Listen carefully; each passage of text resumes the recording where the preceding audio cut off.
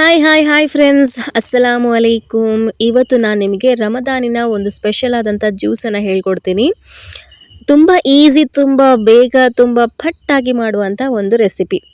China ಗ್ರಾಸನ್ನು ತಗೊಳ್ಳಿ, ಅದನ್ನು ಸ್ವಲ್ಪ ನೆನೆಸಿಟ್ಕೊಂಡು ಅದಾದಮೇಲೆ ಒಂದು ಪಾತ್ರೆಗೆ ಆ ಚೈನಾ ಗ್ರಾಸ್ ನೆನೆಸಿಟ್ಕೊಂಡಿರ್ತೀರಲ್ವ, ಆ ಚೈನಾ ಗ್ರಾಸನ್ನು ಹಾಕಿ 1 ಕಪ್ ಎಳ್ನೀರನ್ನು ಹಾಕಿ ಸ್ವಲ್ಪ ಶುಗರ್ ಹಾಕಿ ಚೆನ್ನಾಗಿ ಮಿಕ್ಸ್ ಮಾಡ್ಕೊಳ್ಳಿ. ಮಿಕ್ಸ್ ಮಾಡಿ ಚೆನ್ನಾಗಿ ಒಂದು ಸಲ ಕುದಿ ಬಂದರೆ ಸಾಕು. ಈ ಥರ ಡಿಸಾಲ್ವ್ ಆಗಬೇಕು ಕಂಪ್ಲೀಟಾಗಿ.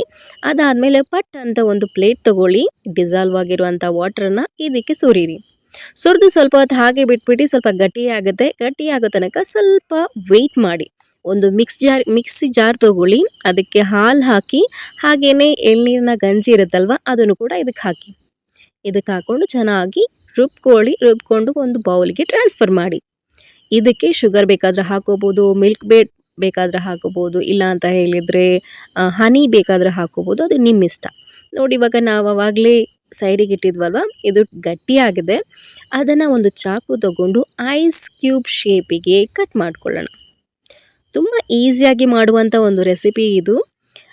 ಇನ್ನೊಂದು ವಿಷಯ ಹೇಳೋದಕ್ಕೆ ಇಷ್ಟಪಡ್ತೀನಿ. ಏನಪ್ಪ ಅಂತ ಹೇಳಿದರೆ, ರಮದಾನ್ ತಿಂಗಳೇನಿದೆ, ಜಸ್ಟ್ ಬೆಳಗ್ಗೆ ಎದ್ದು ಊಟ ಮಾಡಿ ಮತ್ತು ಸಂಜೆ ಮತ್ತೆ ಊಟ ಮಾಡೋದಲ್ಲ, ಅಥವಾ ಬಗೆಯ ತಿಂಡಿ ತಿನಿಸುಗಳನ್ನು ಮಾಡಿ ತಿನ್ನೋದು ಕೂಡ ಅಲ್ಲ.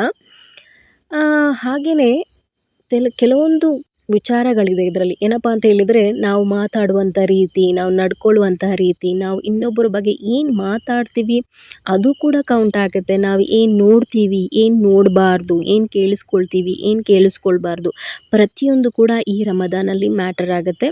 ಸೊ